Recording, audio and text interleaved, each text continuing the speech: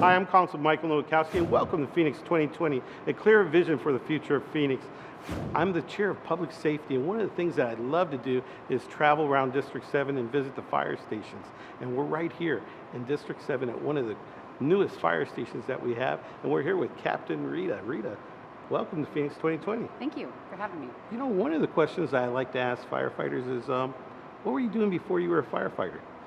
I was actually in the hospitality industry. Oh. My family owns 3 local restaurants, so I worked in that business, and I was a volleyball coach at one of the high schools. So that's kind of where I started and Do how your I came family still upon. own the restaurants? We do. Throw a Yes. plug in. All right, Valley Luna Mexican Restaurants. All right. 3 Valley locations. You know, why a firefighter? You know, actually, it was some of the girls that I coached. Their dads were firemen, and so that's how I learned about this profession. Started researching and figuring out. I had never considered it. I didn't grow up in the fire service, and had never considered this profession. But as I started to research it, I quickly figured out that what this job required was a lot of what I was about as a person. And you know, we happen to have a fire chief that happens to be a female, yourself as a captain, and a lot of leadership positions. And you know, a lot of times people are saying, wow, Phoenix has all these females as leaders, but it's just because you're the best qualified individuals that are out there. You know, I have 6 children of my own. 5 of them happen to be boys, and I have 1 daughter. And let me tell you, my daughter is the captain of that crew. I love it. You know, so how does it feel being a firefighter with 5% females?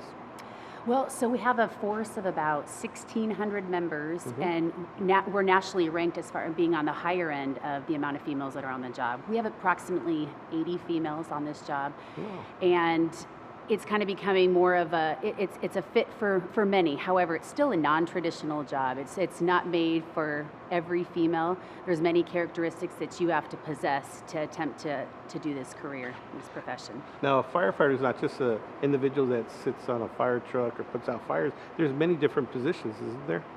There are, and there's so many benefits from being a firefighter. And most of us think about, as a firefighter, we're on the front line. We're running medical calls and putting out fires and making a difference in people's lives, when in fact, that's what being a firefighter does. It provides you so many different opportunities to give back to your community.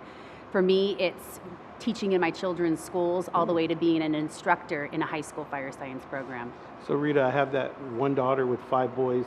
So what would you tell my daughter, or how would you recruit her to become a firefighter? Why should she become a firefighter? Well, the good thing is that we're actually teaching fire science. We're exposing all kids, male and female, to the fire science world as young as 16 years old. Wow. There's high schools that specifically cater to public service, whether it be police or fire. And so they have, early on, we try to teach them what this profession is about and then create that passion so that they can learn that from an early age. You know, I have the privilege of attending Franklin. I go there to give talks to the kids and stuff. And we have all these affinity groups from the firefighters, from the Hispanic Bomberos to the African American affinity group. Is there an affinity group for women? It is actually. In the last 8 months, we have created, myself and 2 other females on this job, we've actually created the Valley Women's Firefighter Society. Oh, great. And so we're the newest affinity group.